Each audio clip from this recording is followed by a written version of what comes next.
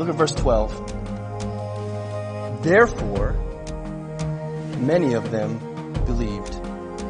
Therefore, because the word was being properly taught and the people were discerning in their listening, people started getting saved. Because Jesus was being proclaimed from the scriptures and people were reading for themselves, people started coming to Christ.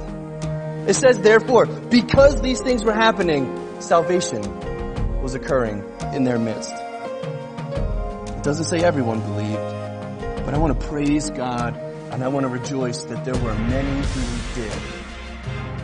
I'm so glad that there are many who hear and believe. It's a miracle. When you read in the Bible about a paralyzed person being healed so they can walk, you see that and you say, oh, that's a miracle that just took place.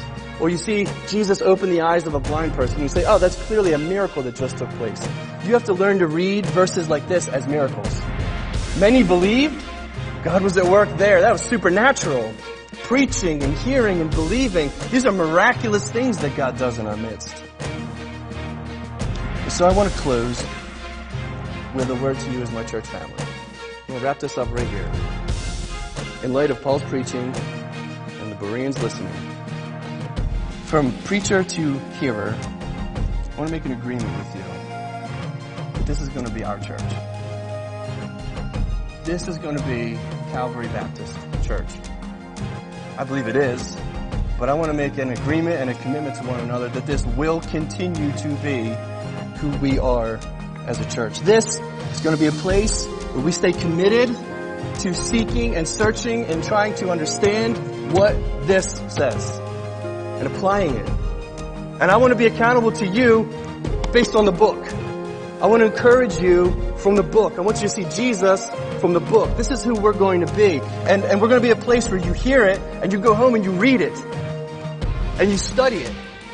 And God blesses you and matures you. What a great, amazing thing we have in front of us as a church.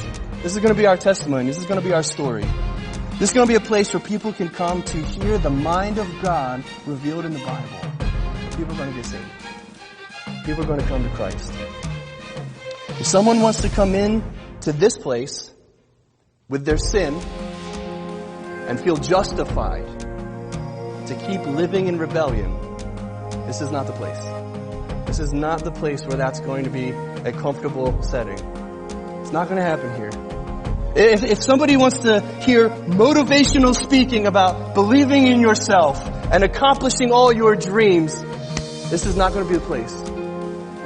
This is not a place where we're going to stroke egos and puff up people with self-esteem. This is going to be a place where we preach the scriptures.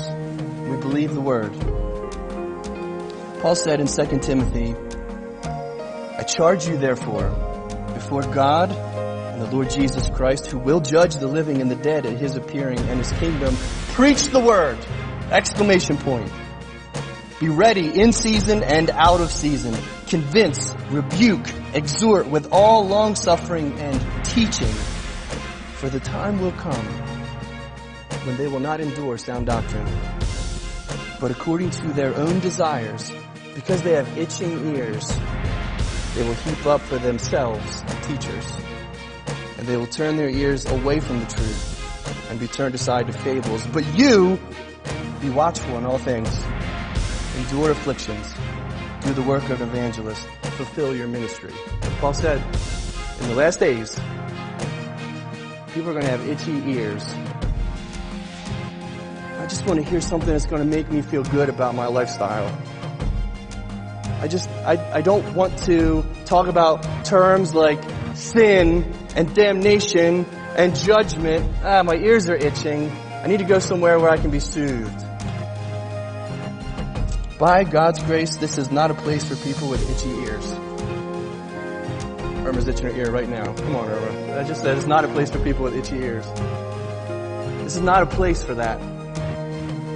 But brothers and sisters, this is a place for people with fiery hearts. Love the Lord.